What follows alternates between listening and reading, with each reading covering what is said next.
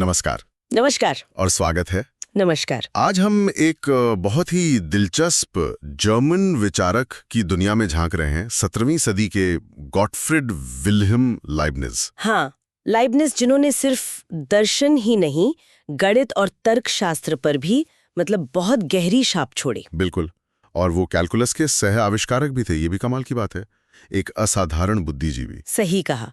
आज हमारे पास जो स्रोत सामग्री है वो लाइबनिज के दर्शन के कई जरूरी हिस्सों को कवर करती है, जैसे उनका तर्क बुद्धिवाद, उनकी फेमस मोनाडोलॉजी और वो पूर्व नियोजित सामंजस्य वाला सिद्धांत। हाँ, तो आज हम इन्हीं थोड़े मुश्किल लेकिन बहुत आकर्षक विचारों को समझने की कोशिश करेंगे। बिल्कुल। हमारा मिशन यही है कि लाइबनिज ने असल में दुनिया को कैसे देखा, ज्ञान कहाँ से आता है और क्यों उन्हें लगता था कि ये सबसे अच्छी संभव दुनिया है। इन सब पर बात करें, वो भी आसान तरीके से। और ये सोचिए जरा, क्या ऐसा हो सकता है कि पूरा ब्रह्मांड अनगिनत छोटी छोटी अनदेखी स्वतंत्र चेतनाओं से बना हो, और ये इकाइयां एक दूसरे से सीधे मिलती भी नहीं, बात भी नहीं करती, फिर भी एक परफेक्ट तालमेल में काम करती हैं। हाँ, लाइबनिज का आइडिया कुछ ऐसा ही अनोखा था। तो चलिए इसी अनोखे विचार जगत की पड़ताल करते हैं। सबसे पहले थोड़ा सा लाइबनिज के बारे में बताइए ना, कौन थे ये? गॉटफ्रीड विल्हेम लाइबनिज 1646 से 1716 तक जर्मनी के थे और सच में बहुमुखी प्रतिभा वाले इंसान थे। हाँ, वो तो है। गणित में कैलकुलस पर उनका काम, जैसा आपने कहा, न्यूटन के साथ साथ चल रहा था, और दर्शन में वो डिकार्ट और स्पिनोजा के बाद तर्क बुद्धिवाद यानी रैशनलिज्म के सबसे बड़े नामों में से एक माने जाते हैं। अच्छा। उनका एक बड़ा मकसद था एक ऐसा सिस्टम बनाना जहां तर्क, विज्ञान और ईश्वर में विश्वास ये सब एक साथ फिट हो सकें। तर्क, विज्ञान और आस्था को एक साथ लाना, ये तो बहुत बड़ा चैलेंज रहा होगा। हाँ, बिल्कुल। तो उनके दर्शन की शुरुआत कहाँ से करें? मैंने सुना है उनका एक पर्याप्त कारण का सिद्धांत है। वो क्या चीज है और इतना जरूरी क्यों मानते थे वो इसे? हाँ, पर्याप्त कारण का सिद्धांत या प्रिंसिपल ऑफ सफिशिएंट रीजन, जिसे PSR कहते हैं, ये लाइबनिज के पूरे दर्शन की आप कह सकती हैं नींव है। अच्छा। आइडिया बहुत सीधा सा है। दुनिया में जो कुछ भी मौजूद है या जैसा भी है, उसके होने की कोई ना कोई पर्याप्त वजह, कोई कारण जरूर होना चाहिए। मतलब कुछ भी बेवजह नहीं होता। एग्जैक्टली। कुछ भी यूं ही अपने आप बिना किसी एक्सप्लेनेशन के नहीं होता। उनके लिए ये सिर्फ कोई लॉजिक का नियम नहीं था, ये ब्रह्मांड की बनावट का हिस्सा था। वो ऐसी दुनिया सोच रहे थे जहां हर चीज को तर्क से समझा जा सके, कुछ भी मनमाना ना हो। तो हर घटना, हर चीज की वजह, यहां तक कि ईश्वर जो चुनते हैं उसकी भी वजह। हाँ, लाइबनिज के लिए तो ईश्वर भी इस नियम से बंधे हैं। जब ईश्वर ने दुनिया बनाई तो ऐसे ही रैंडमली नहीं बना दी। उन्होंने जितनी भी संभव दुनियाएं हो सकती थी, उनमें से सबसे अच्छी वाली को चुना। क्यों? क्योंकि उनके पास ऐसा करने का पर्याप्त कारण था। वाह। और इसी PSR का इस्तेमाल उन्होंने ईश्वर के अस्तित्व को सिद्ध करने के लिए भी किया कि अगर हर चीज का कारण है तो कारणों की ये चेन कहीं तो रुकेगी ना, एक आखिरी कारण पर जो खुद अपना कारण हो, और वो ईश्वर है। ये दिलचस्प है कि लॉजिक को इतनी इंपॉर्टेंस दी। अब अगर हम असलियत रियलिटी की बात करें तो स्पिनोजा जैसे लोग मानते थे कि सब कुछ एक ही चीज है, ईश्वर या प्रकृति, है ना, जिसे एकवाद कहते हैं। बिल्कुल। लाइबनिज इससे सहमत नहीं थे। नहीं, बिल्कुल नहीं। स्पिनोजा का था मोनिज्म, मतलब एकवाद। लाइबनिज का था एकदम उलट, प्लूरलिज्म यानी अनेकवाद। अनेकवाद। हाँ, उनका मानना था कि रियलिटी एक नहीं बल्कि अनगिनत इनफाइनाइट इंडिविजुअल चीजों से बनी है, और इन सबसे बेसिक न टूटने वाली इकाइयों को उन्होंने मोनैड कहा। मोनैड। हाँ, मोनैड। तो जहां स्पिनोजा ने सबको एक बड़े समंदर में मिला दिया, लाइबनिज ने हर बूंद को उसकी अपनी अलग पहचान दी। अनंत अलग अलग चीजें। ये मोनाड आखिर है क्या? एटम जैसे? लाइबनिज के लिए मोनैड अविभाज्य हैं, नॉन फिजिकल हैं, मतलब आध्यात्मिक इकाइयां हैं। आध्यात्मिक। हाँ, आप उन्हें चेतना या एनर्जी के छोटे छोटे पॉइंट समझ सकती हैं। हर एक अपनी अंदरूनी ताकत से एक्टिव है। फिजिकल नहीं है तो उन्हें तोड़ा या खत्म नहीं किया जा सकता। हर मोनैड अपने आप में एक पूरी कायनात है, एक यूनिक पर्सपेक्टिव। एक यूनिक पर्सपेक्टिव। और आपने ये शुरू में कहा था कि ये एक दूसरे से इंटरेक्ट नहीं करते, खिड़की रहित। ये तो बड़ा अजीब आइडिया है। हाँ, है ना। अगर ये आपस में कनेक्टेड नहीं है तो फिर दुनिया में चीजें साथ साथ काम करती हुई कैसे दिखती हैं? जैसे मैं सोचता हूं कि हाथ उठाऊं और मेरा हाथ उठ जाता है, ये कैसे होता है? अगर मेरे दिमाग और हाथ के मोनाइड बिल्कुल अलग थलग है? हाँ, बिल्कुल सही सवाल।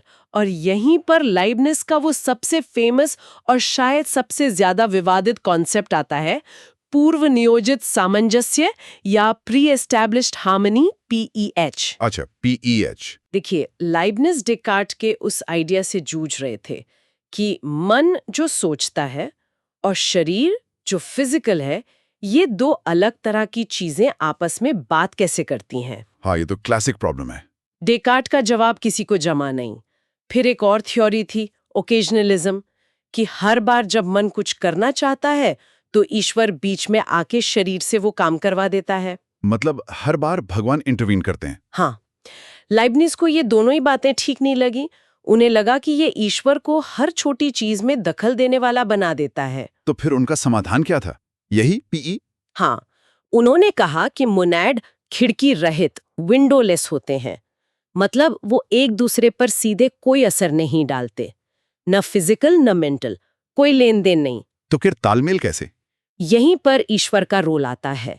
लाइबनिज के अनुसार ईश्वर ने जब सृष्टि बनाई, उसी पल सभी मोनाडों को इस तरह से प्रोग्राम या सिंक्रोनाइज कर दिया कि उनके काम हमेशा एक दूसरे के साथ परफेक्ट तालमेल में रहें, बिना एक दूसरे का कारण बने। सिंक्रोनाइज कर दिया। इसका कोई उदाहरण? हाँ, लाइबनिज ने 2 घड़ियों का बहुत अच्छा उदाहरण दिया था। सोचिए, 2 एकदम परफेक्ट घड़ियां हैं, ठीक है, जिन्हें बनाने वाले ने शुरू में ही एक ही टाइम पर सेट कर दिया। अब वो दोनों हमेशा एक ही समय दिखाएंगी, साथ साथ टिक टिक करेंगी। हाँ, करेंगी। लेकिन ऐसा इसलिए नहीं होगा कि एक घड़ी दूसरी को चला रही है। वो तो बस अपनी अपनी अंदरूनी मशीनरी के हिसाब से चल रही हैं, जिसे शुरू में ही मिला दिया गया था। अच्छा। इसी तरह आपका सोचने वाला मोनाड मन और आपके हाथ को कंट्रोल करने वाला मोनाड शरीर अलग अलग अपनी प्रोग्रामिंग के हिसाब से काम करते हैं। लेकिन ईश्वर ने उन्हें पहले से ऐसे मिला दिया है कि जब मन सोचता है तो शरीर लिखता है। ऐसा लगता है मानो वो एक दूसरे को प्रभावित कर रहे हों, पर असल में वो बस अपने अपने पूर्व निर्धारित रास्ते पर चल रहे हैं। एक मिनट, ये सुनने में तो बड़ा आसान लगता है। मतलब ईश्वर ने सारी प्रॉब्लम्स पहले ही सॉल्व कर दी। लेकिन क्या ये कारणता, मतलब कॉज़ैलिटी जो हम रोज महसूस करते हैं, उसे नकार नहीं देता? हमें तो यही लगता है ना कि हमारी इच्छा से हमारे काम होते हैं। ये तो बस प्रॉब्लम को साइड करने ऐसा नहीं हुआ। ये आलोचना बिल्कुल सही है, और PEH की सबसे बड़ी चुनौतियों में से एक यही है। ये हमारे कॉमन सेंस और साइंटिफिक समझ के बिल्कुल खिलाफ जाता है कि चीजें एक दूसरे की वजह बनती हैं। हाँ। आलोचकों ने कहा कि ये सिद्धांत तो अनवेरिफाइबल है, इसे ना साबित कर सकते हैं, ना गलत, कोई तरीका ही नहीं है। और फिर ये नियतिवाद यानी डिटर्मिनिज्म का बहुत गंभीर सवाल खड़ा करता है। हाँ। कि अगर सब कुछ पहले से तय है तो फिर हमारी आजादी, हमारी फ्री विल, क्या वो बस एक वहम है? हालांकि लाइबनिज ने इसका भी जवाब देने की कोशिश की। उन्होंने कहा कि फ्रीडम का मतलब है अपनी अंदरूनी तर्क संगत नेचर के हिसाब से काम करना, जो प्री डिटर्मिन्ड होने के बावजूद फ्री है। पर यह जवाब भी सबको संतुष्ट नहीं कर पाया। और भी आलोचनाएं थी शायद इसकी? हाँ, काफी थी। जैसे बर्ट्रैंड रसल ने एक लॉजिकल प्रॉब्लम उठाई। अगर ईश्वर खुद भी एक मोनैड है, सबसे ऊंचा वाला, और मोनैड्स आपस में इंटरैक्ट नहीं कर सकते, तो फिर ईश्वर ने बाकी मोनैडों को बनाया कैसे और उनमें तालमेल कैसे बैठाया? अरे हाँ, ये तो उसी के सिस्टम में एक कॉन्ट्रडिक्शन लगता है। बिल्कुल। और फिर वो बुराई की समस्या वाली बात तो है ही, प्रॉब्लम ऑफ ईविल। अगर ये ईश्वर की बनाई सबसे अच्छी संभव दुनिया है, तो फिर इसमें इतनी तकलीफ, दुख, बुराई क्यों है? सही सवाल है। लाइबनिज का जवाब था कि ईश्वर ने अच्छाई और बुराई का सबसे अच्छा बैलेंस चुना है जो संभव था। लेकिन इस जवाब पर बाद में वॉल्टेयर ने अपने नॉवल कैंडीड में बहुत तीखा मजाक उड़ाया था, जो काफी फेमस हुआ। हाँ, कैंडीड तो मैंने भी सुना है। ये आलोचनाएं तो वाकई सोचने वाली हैं। अच्छा, चलिए अब ज्ञान के सोर्स पर आते हैं। जॉन लॉक जैसे अनुभववादी थे, वो मानते थे कि दिमाग जन्म के समय कोरी स्लेट या टैबुला रासा होता है। लाइबनिज इससे सहमत नहीं थे। नहीं, बिल्कुल नहीं। लाइबनिज पक्के रैशनलिस्ट, मतलब तर्क बुद्धिवादी थे। उन्होंने लॉक के एम्पिरिसिज्म का जोरदार विरोध किया। तो उनका क्या मानना था? उनका मानना था कि हमारे सारे विचार, सारे ज्ञान के सिद्धांत जन्मजात होते हैं, इनेट। अनुभव ज्ञान को पैदा नहीं करता, बल्कि उसे हमारे अंदर से सिर्फ जगाता है या एक्टिवेट करता है, जैसे कोई सोई हुई चीज को हिलाकर जगा दे। क्या मतलब, ज्ञान पहले से हमारे अंदर है? हाँ, लाइबनिज ने लॉक के उस फेमस कोट, बुद्धि में ऐसा कुछ नहीं जो पहले इंद्रियों में न रहा हो, मैं अपना एक मशहूर हिस्सा जोड़ा था, सिवाय स्वयं बुद्धि के। अच्छा, सिवाय बुद्धि के। हाँ। Nihil est in intellectu quod non fuerit in sensu, nisi intellectus ipse। उन्होंने इसकी तुलना संगमरमर के पत्थर से की थी। मान लीजिए पत्थर में नसें इस तरह से हैं कि वो पहले से ही एक मूर्ति का खाका दिखा रही हैं। तो मूर्तिकार बस फालतू पत्थर हटाकर उस मूर्ति को बाहर निकालता है, वो उसे बनाता नहीं है। मूर्ति तो पहले से ही पत्थर में मौजूद थी, पोटेंशियल के रूप में।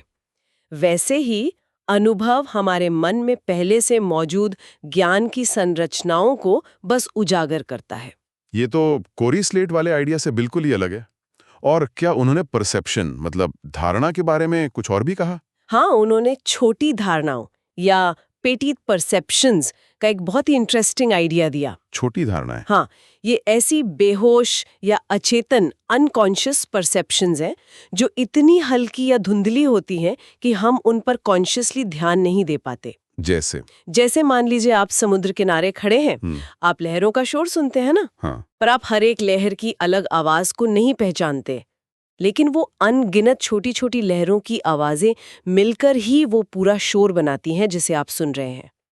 लाइबनिज ने कहा कि ये छोटी बेहोश धारणाएं लगातार हमारे अंदर चल रही हैं और मिलकर हमारी सचेत सोच और भावनाओं पर असर डालती हैं, भले ही हमें पता न चले। अरे वाह, ये तो कुछ फ्रॉयड के अनकॉन्शियस माइंड वाले सिद्धांत जैसा लग रहा है। बिल्कुल। कई लोग इसे मनोविज्ञान में अचेतन मन की अवधारणा का एक तरह का पूर्वानुमान मानते हैं। बहुत आगे की सोच थी। हाँ, वाकई। लाइबनिज के अनुसार परसेप्शन के कई लेवल्स होते हैं। बेजान चीजों, नग्न मोनार्ड में बिल्कुल बेहोश परसेप्शन से लेकर जानवरों, आत्मा मोनार्ड में सचेत परसेप्शन और इंसानों, स्पिरिट मोनार्ड्स में सेल्फ कॉन्शियस तर्क वाली परसेप्शन तक। ज्ञान का विकास इसी धुंधले से साफ परसेप्शन की तरफ जाना है। लेकिन इस परसेप्शन थ्योरी की भी अपनी दिक्कतें होंगी। हाँ, इसकी भी आलोचना हुई। एक तो ये कि ये पूरी तरह मोनाडोलॉजी पर टिकी है और मोनाडोलॉजी खुद ही काफी स्पेक्युलेटिव लगती है। सही। दूसरा, कांट जैसे दार्शनिकों ने इसमें सॉलिप्सिज्म का खतरा देखा। मतलब अगर हम बाहरी दुनिया को सीधे नहीं जानते, बस अपने अंदर के रिफ्लेक्शंस को ही जानते हैं, तो हम ये कैसे मान लें कि बाहरी दुनिया सच में है भी? ये भी पॉइंट है। ये सिद्धांत अनुभव की भूमिका को भी शायद कम आंकता है और फिर ये समझाना मुश्किल हो जाता है कि नई साइंटिफिक खोजें कैसे होती हैं अगर सब कुछ पहले से ही अंदर मौजूद है तो। ठीक है, एक और सिद्धांत है जिसका जिक्र होता है, अभेद्य की पहचान का सिद्धांत, principle of the identity of indiscernibles. ये क्या कहता है संक्षेप में? ये सिद्धांत, जिसे लाइबनिज का नियम भी कहते हैं, ये दावा करता है कि कोई भी दो अलग अलग चीजें बिल्कुल एक जैसी, मतलब आइडेंटिकल नहीं हो सकती। बिल्कुल एक जैसी नहीं हो सकती। हाँ, यानी अगर दो चीजों के सारे गुण, हर प्रॉपर्टी हूबहू एक जैसी हैं, तो वो दो चीजें नहीं है, वो असल में एक ही चीज है। अच्छा, क्यों? लाइबनिज का तर्क था कि अगर दो चीजें हर तरह से समान होती, तो ईश्वर के पास उन्हें दो अलग चीजें बनाने का कोई पर्याप्त कारण ही नहीं होता। उनमें कोई ना कोई फर्क जरूर होना चाहिए, चाहे वो सिर्फ स्पेस या टाइम में उनकी पोजीशन का ही क्यों ना हो। पर क्या ये हमेशा सच होता है? जैसे क्या दो इलेक्ट्रॉन बिल्कुल एक जैसे नहीं हो सकते? हाँ, यही इसकी मुख्य आलोचना है। मैक्स ब्लैक नाम के एक दार्शनिक ने एक थॉट एक्सपेरिमेंट दिया था। एक खाली यूनिवर्स जिसमें सिर्फ दो बिल्कुल एक जैसे गोले हों। उनमें फर्क करने वाला कोई गुण नहीं है सिवाय इसके कि वो दो अलग जगहों पर हैं। और क्वांटम मैकेनिक्स में भी, जैसा आपने कहा, एक ही क्वांटम स्टेट वाले पार्टिकल्स जैसे इलेक्ट्रॉन, उन्हें अक्सर पूरी तरह से अभेद्य, मतलब इनडिस्टिंग्विशेबल माना जाता है, फिर भी उन्हें अलग पार्टिकल गिना जाता है। तो ये सिद्धांत भी काफी बहस का मुद्दा रहा है। समझ गया। तो अगर हम लाइबनिज के पूरे दर्शन को एक नजर में देखें, तो इसकी मुख्य ताकतें और कमजोरियां क्या दिखती है? देखिए, संक्षेप में कहूं तो लाइबनिज की ताकत उनके विचारों की ओरिजिनलिटी और उनके एम्बिशन में है। उन्होंने तर्क, मेटाफिजिक्स, साइंस और धर्म सबको एक बड़े भव्य सिस्टम में बांधने की कोशिश की। हाँ, कोशिश तो बड़ी थी। और उनके कुछ आइडियाज, जैसे एनर्जी कंजर्वेशन का हिंट या वो अचेतन धारणा वाली बात, वो बाद के साइंटिफिक डेवलपमेंट्स की तरफ इशारा करते से लगते हैं। और कमजोरियां? कमजोरियों की बात करें तो उनकी फिलॉसफी के जो मेन पिलर है मोनाडोलॉजी और PEH, वो अनुभव से परे हैं। उन्हें टेस्ट नहीं किया जा सकता और बहुत स्पेक्युलेटिव लगते हैं। फिर वो कारणता, फ्री विल और बुराई की समस्या पर उनके जो जवाब है वो बहुत से लोगों को अनसैटिस्फाइंग लगते हैं। और ईश्वर के रोल और मुनाडों की अपनी स्वतंत्रता के बीच भी एक तनाव सा दिखता है उनके सिस्टम में। इतने साल गुजर गए, क्या लाइब्निस के विचारों का आज भी कोई रेलेवेंस है? क्या मॉडर्न थिंकिंग में या किसी और फिलॉसफी जैसे इंडियन फिलॉसफी में इसकी कोई झलक मिलती है? हाँ बिल्कुल, मॉडर्न फिलॉसफी में अल्फ्रेड नॉर्थ व्हाइटहेड का प्रोसेस फिलॉसफी लाइब्निस से काफी इंस्पायर्ड है, जहाँ रियलिटी को घटनाओं का एक फ्लो माना जाता है। अच्छा। चेतना और सब्जेक्टिव एक्सपीरियंस पर जोर देने वाले फिनोमेनोलॉजी जैसे स्कूल भी लाइब्निस की मोनाड वाली सोच से कुछ कनेक्शन रखते हैं। क्वांटम फिजिक्स की भी कुछ इंटरप्रिटेशंस हैं जो ऑब्जर्वर के रोल पर जोर देती हैं। वो दूर से ही सही मोनाड के अपने नजरिए की याद दिलाती हैं। हालांकि क्वांटम थ्योरी में इंटरैक्शन बहुत जरूरी है, जो लाइब्निस के खिड़की रहित मोनाड से अलग है। और भारतीय दर्शन से कोई तुलना? हाँ, इंडियन फिलॉसफी में भी कुछ दिलचस्प पैरेलल्स ढूंढे जा सकते हैं, हालांकि कॉन्टेक्स्ट और मकसद काफी अलग है। जैसे जैन दर्शन का अनेकांतवाद है। ये आइडिया कि रियलिटी के कई पहलू होते हैं और कोई एक नजरिया उसे पूरा नहीं समझ सकता। ये कुछ हद तक लाइब्निस के उस आइडिया से मिलता है कि हर मोनाड यूनिवर्स को अपने यूनिक पर्सपेक्टिव से देखता है। हाँ, ये तो मिलता जुलता लगता है। दोनों ही ज्ञान की रिलेटिविटी और पर्सपेक्टिव की अहमियत पर जोर देते हैं, भले ही उनके मेटाफिजिकल बेस अलग हो। इसी तरह अद्वैत वेदांत में जो ब्रह्म का जीवों में रिफ्लेक्शन का कॉन्सेप्ट है, उसकी तुलना मोनाड द्वारा यूनिवर्स की रिफ्लेक्शन से की जा सकती है। लेकिन अद्वैत का अंतिम लक्ष्य तो अभेद है, एकता है, जबकि लाइब्निस अनेकता को बनाए रखते हैं। और कोई न्याय वैशेषिक दर्शन भी रियलिटी को कई अलग अलग सब्सटेंस या द्रव्यों से बना मानता है, जो कुछ कुछ मोनाड जैसा है, पर वो मानते हैं कि ये द्रव्य आपस में इंटरैक्ट करते हैं, जो लाइब्निस के पीएच से अलग है। तो चलिए इस पूरी बातचीत को समेटते हैं। मुख्य बातें क्या रही? हमने देखा कि लाइब्निस ने एक बहुत ही ओरिजिनल और कॉम्प्लेक्स यूनिवर्स की तस्वीर पेश की। ये यूनिवर्स अनगिनत इंडिपेंडेंट स्पिरिचुअल यूनिट्स मोनाडों से बना है। हाँ। इन मोनाडों के बीच का जो अद्भुत तालमेल है वो ईश्वर के बनाए पूर्व नियोजित सामंजस्य का नतीजा है। उन्होंने कहा कि सारा ज्ञान इनेट है, जन्मजात है, जिसे अनुभव सिर्फ बाहर लाता है। और उनके वो दो सिद्धांत, पर्याप्त कारण और अभेद्य की पहचान, उनके पूरे दर्शन को शेप देते हैं। और ये सब जानना सुनने वालों के लिए क्यों जरूरी है? क्या सीख सकते हैं हम लाइब्निस से आज? देखिए, लाइब्निस के विचार हमें उन फंडामेंटल सवालों पर गहराई से सोचने पर मजबूर करते हैं जिनसे फिलॉसफी हमेशा से जूझती आई है। रियलिटी क्या है? चेतना कैसे काम करती है? क्या कारणता असली है? ज्ञान आता कहाँ से है?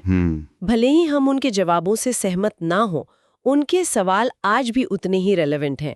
उनका काम हमें चैलेंज करता है कि हम अपनी मानी हुई बातों पर सवाल उठाएं और दुनिया को समझने के दूसरे तरीकों पर भी गौर करें। ये दिखाता है कि कैसे एक बेहद लॉजिकल दिमाग भी ऐसे नतीजों पर पहुंच सकता है जो हमारे रोजमर्रा के अनुभव से बिल्कुल अलग हों। और आखिर में एक सवाल सबके सोचने के लिए छोड़ जाते हैं। लाइब्निस ने कहा कि ईश्वर ने सबसे अच्छी संभव दुनिया बनाई है, जहां सब कुछ पूर्व नियोजित सामंजस्य में है। हाँ, अगर हमारे सारे काम हमारे मोनाड की अंदरूनी प्रोग्रामिंग का हिस्सा हैं, जो ईश्वर ने तय की है, तो क्या हमारी आज़ादी का एहसास, ये फीलिंग कि हम चुनते हैं, हम अपने कामों के लिए जिम्मेदार हैं, क्या ये बस एक बहुत कॉम्प्लेक्स वहम है? ये सवाल, नियतिवाद और स्वतंत्रता के बीच का ये तनाव, आज भी फिलॉसफी और साइंस के लिए एक बड़ी पहेली बना हुआ है। बिल्कुल। लाइब्निस के इस अनोखे और सोचने पर मजबूर करने वाले जगत की हमारी ये पड़ताल यहीं खत्म होती है। उम्मीद है ये चर्चा आप सबके लिए दिलचस्प रही होगी। धन्यवाद।